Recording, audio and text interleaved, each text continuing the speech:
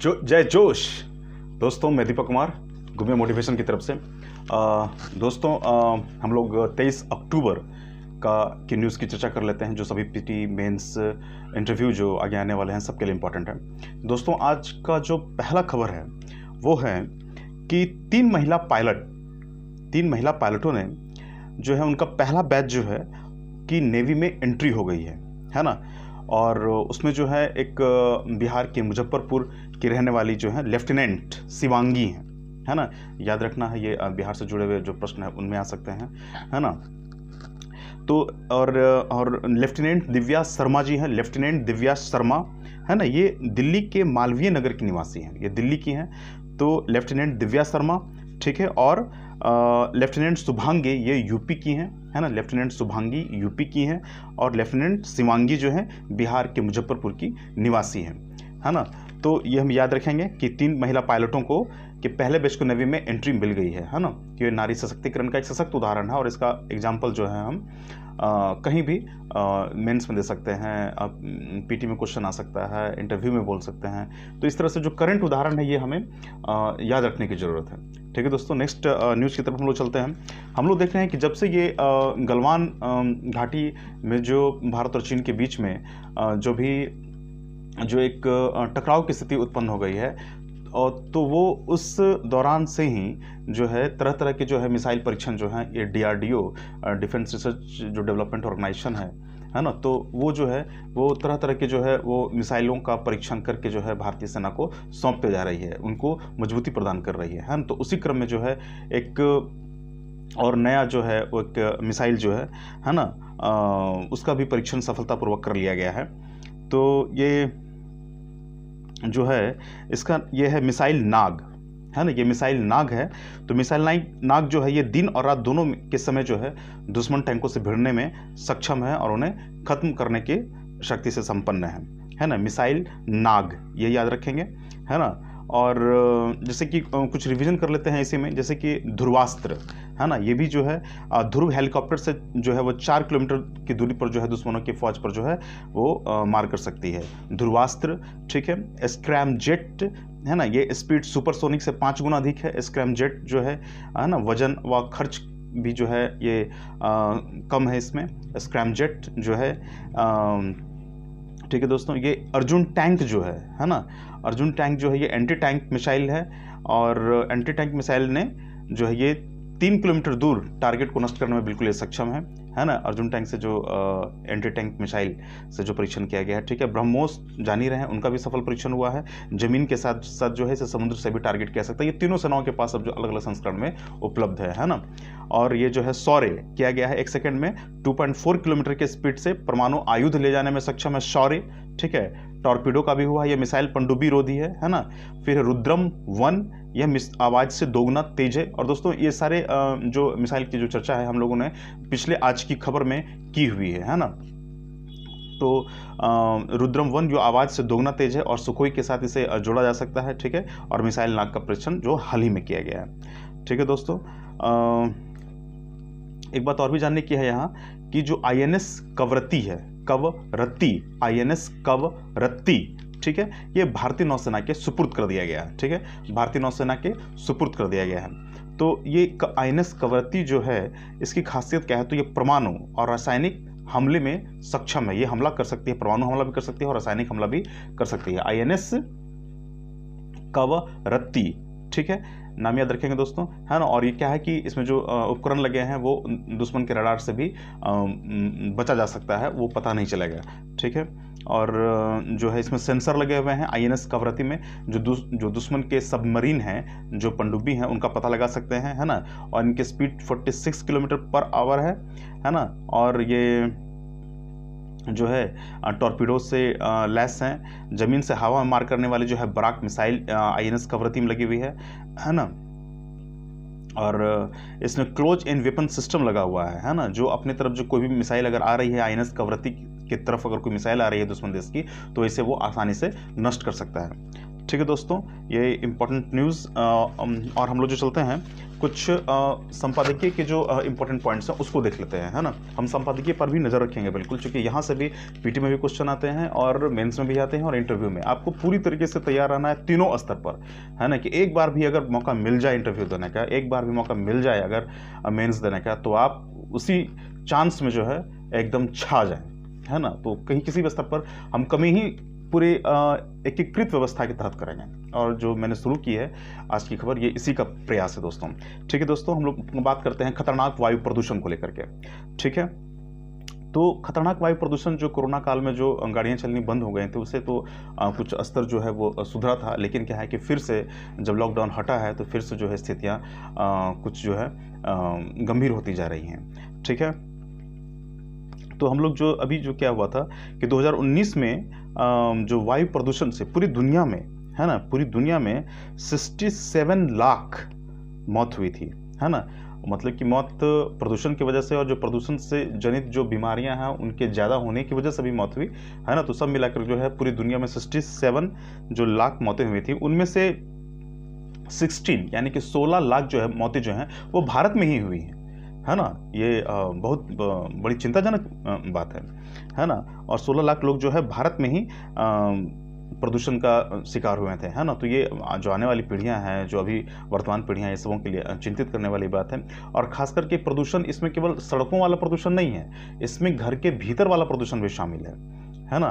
तो ये भी ध्यान देने की बात है कि घर के भीतर भी पॉल्यूशन, एयर पॉल्यूशन है, उससे भी बचने की ज़रूरत है ना। और बाहर से जो है उससे तो बचना ही है, ये है। और इसमें कुछ डाटा देख लेते हैं दोस्तों कि खास करके इससे दिक्कत क्या हो रहा है कि जो नवजात शिशु हैं, है ना, जिनका जन्म तुरंत हुआ है, तो जो नवजात शिशु हैं वो पिछले साल जो है करीब पूरी दुनिया में अगर मिला ले तो 5 लाख नवजात शिशुओं की मौत की जो वजह थी वो प्रदूषण ही था, है ना। तो ये काफ़ी ये है दुखद बात है। और भारत में जो नवजात शिशुओं की मौत हुई है प्रदूषण के कारण, है ना, वायु प्रदूषण के कारण, तो 1.16 लाख थी। ठीक है, तो पूरी दुनिया में कितना था दोस्तों? तो पूरी दुनिया में था वो 5 लाख, है ना, 5 लाख नवजात शिशुओं की मृत्यु, और भारत में 1.16 लाख नवजात शिशुओं की मृत्यु। ठीक है, और 16 लाख जो है भारत में जो है वायु प्रदूषण से पिछले साल जो है वो मृत्यु के शिकार हुए थे। पूरी दुनिया में 67 लाख मृत्यु के शिकार हुए थे, है ना।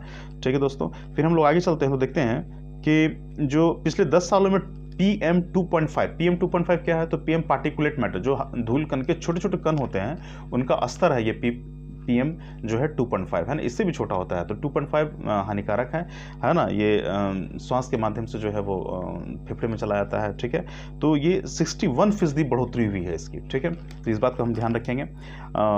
ठीक है, और इससे होता क्या है कि बीमारियां होती हैं, शारीरिक क्षमता में कमी होती है ना। तो अभी जो केंद्र सरकार है, जो सौर ऊर्जा जो है, और सौर ऊर्जा हो गया, पवन ऊर्जा हो गया, है ना, तो इस तरह का जो डेवलपमेंट है वो काफ़ी जो है वायु प्रदूषण को कम करने में सहयोगजनक होगा। और एक बात और भी है कि जिस प्रकार से जैसे कि उज्ज्वला योजना है ना, आपको जो गैस कनेक्शन दिया जा रहा है ना, BPL से जो नीचे वाले लोग हैं उनको मुफ्त में, तो उससे क्या है कि उससे भी जो है ये घर के भीतर वाला प्रदूषण जो कम होगा, तो ये काफ़ी इंपॉर्टेंट है। ठीक है दोस्तों, हम दूसरे पॉइंट पर चर्चा करते हैं कि कुपोषण का जो क्या हल होना चाहिए, है ना। इस पर एक है कुपोषण का क्या हल होना चाहिए। दोस्तों, कुपोषण संबंधित एक रिपोर्ट आई है हाल फिलहाल में, यूनिसेफ ने जारी की है रिपोर्ट, और वो उसका नाम क्या है? तो the state of the world's children 2019, the state of the world's children 2019। तो इसमें क्या बताया गया है कि दुनिया में 5 वर्ष से कम उम्र के जो बच्चे हैं, है ना, उम्र का हर तीसरा बच्चा जो है वो कुपोषण का शिकार है। कि दुनिया में से 5 से कम उम्र के जो बच्चे हैं उसमें से हर तीसरा बच्चा जो है ना, वो क्या है? वो कुपोषित है। ठीक है, और भारत की स्थिति भी इसमें अच्छी नहीं है, नेचुरली है ना। तो ग्लोबल हंगर इंडेक्स की अगर माने तो हम देखते हैं कि भारत में कुपोषण की जो स्थिति है वो सुधरी नहीं है ना।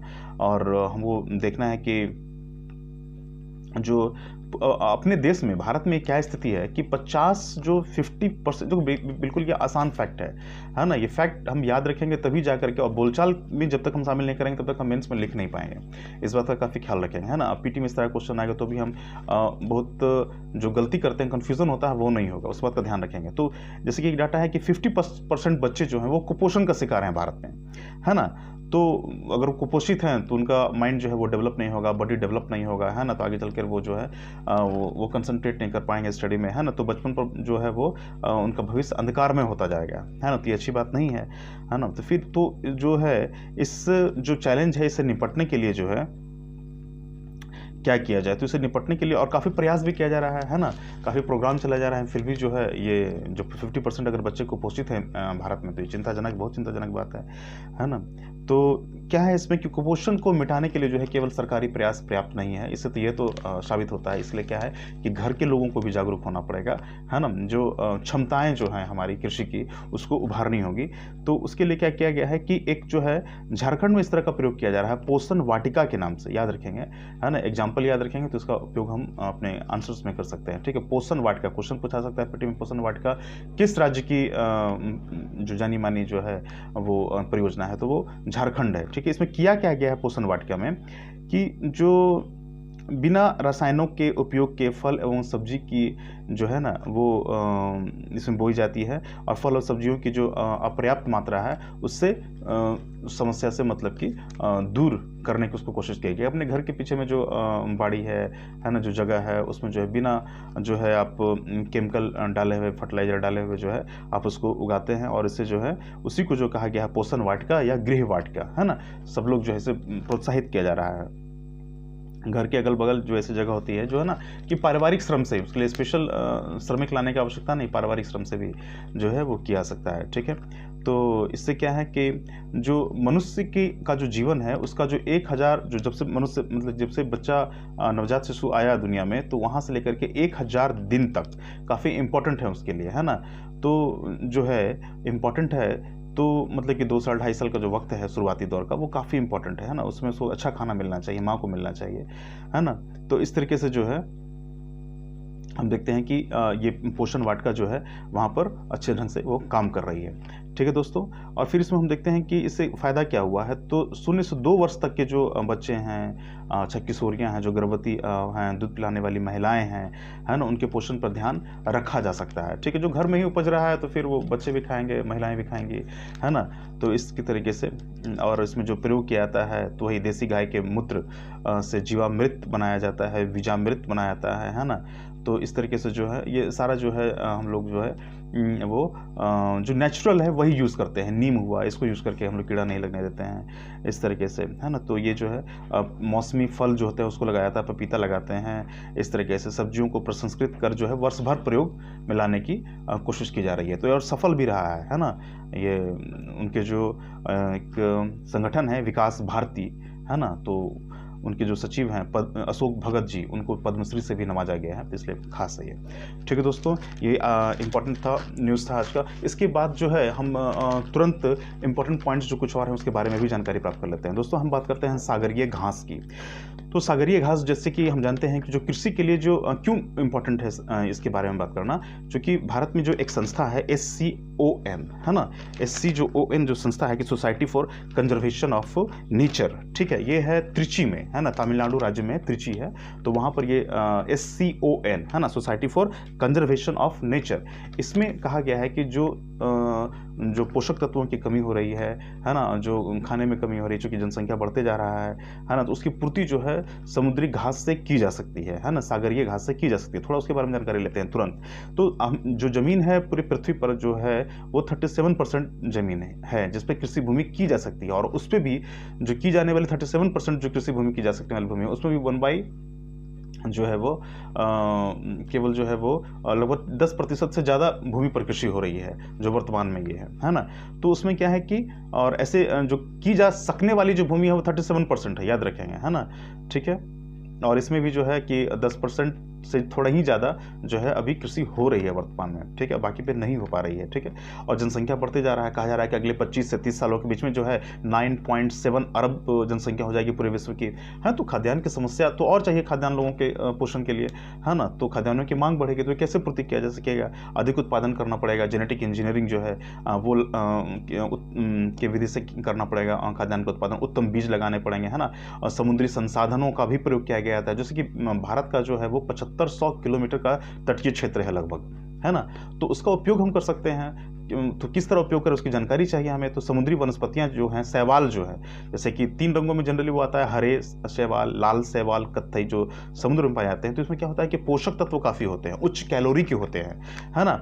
और दक्षिण पूर्वी एशिया जो है, जैसे कि मलेशिया व वियतनाम, चीन, जापान, है ना, और अटलांटिक सागर के जो तटवर्ती क्षेत्र हैं, है ना, तो यहाँ पर ये खाया जाता है। ये जो है सागरीय घास जो है, इनका भोजन के रूप में उपयोग किया जाता है। हम लोग भारत में अभी कम प्रचलन है, या बिल्कुल नहीं के बराबर प्रचलन है, लेकिन दक्षिण पूर्व एशिया देशों में किया जाता है। तो हम जो है हम भी करना चाह रहे हैं कि हमारे यहाँ जो पोषण की समस्या है इससे दूर हो सकती है। और इससे होता क्या है कि इसमें प्रोटीन होता है, सागरीय घास में प्रोटीन है, ओमेगा 3 है, 6 फैटी एसिड है ना, जिंक है, काफ़ी सारे पोषक तत्व हैं इसमें। और खास करके सागरीय घास को पशु चारा के रूप में भी उपयोग किया जा सकता है, ठीक है। तो पशु चारा की कमी है भारत में, किया जा सकता है, ठीक है। फिर क्या है कि टेक्सटाइल, कपड़ा बनाने के लिए जो है सागरीय घास का उपयोग कर सकते हैं, प्लास्टिक के विकल्प के रूप में उपयोग कर सकते हैं, ठीक है।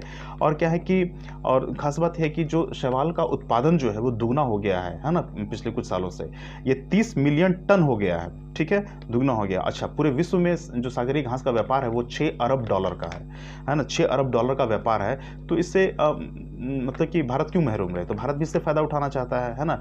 इसलिए जो है जो SCON है, जो society for conservation of nature है, इसने पहल की है ना।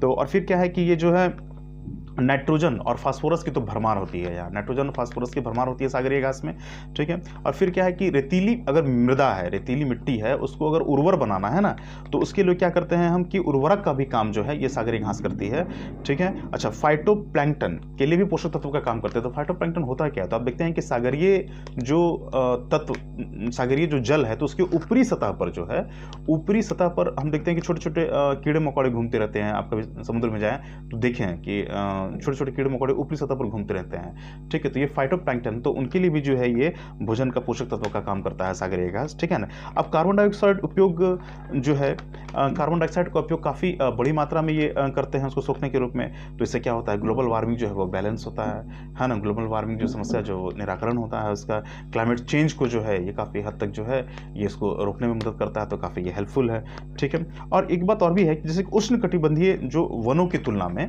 उष्णकटिबंधीय वन जो 0 डिग्री के जो आसपास हैं, विषुवतीय क्षेत्र के जो आसपास हैं, जो 23.5 डिग्री उत्तर और 23.5 डिग्री दक्षिण के बीच में जो वन पाए जाते हैं, ये मुख्यतः उष्णकटिबंधीय वन कहलाते हैं। तो दोस्तों यहाँ जो है की तुलना में जो है वहाँ जो वन सबसे सघन होते हैं, है ना। अमेजन का जंगल भी इसी क्षेत्र में पाया जाता है ना। तो जहाँ अनाकोंडा जैसा बड़ा सांप रहता है, तो हम देखते हैं कि जो उष्णकटिबंधीय जो वन है ना, तो समुद्री घास के वातावरण में से जो है वो 35 गुना अधिक जो है कार्बन का पृथक्करण कर सकती है, ठीक है। तो समुद्री घास कितना इंपॉर्टेंट आप ये देखिए, जो वन है उष्णकटिबंधीय क्षेत्रों से, उससे 35 गुना अधिक वो कार्बन डाइऑक्साइड का पृथक्करण कर सकती है वायुमंडल से, बहुत बड़ी बात है। और जो है जैसे कि कुछ लुप्त प्राय समुद्री जीव हैं, डुगोंग है, ग्रीन टर्टल है, वो निर्भर हैं आपके इसी ये जो समुद्री घास है इसके ऊपर, है ना।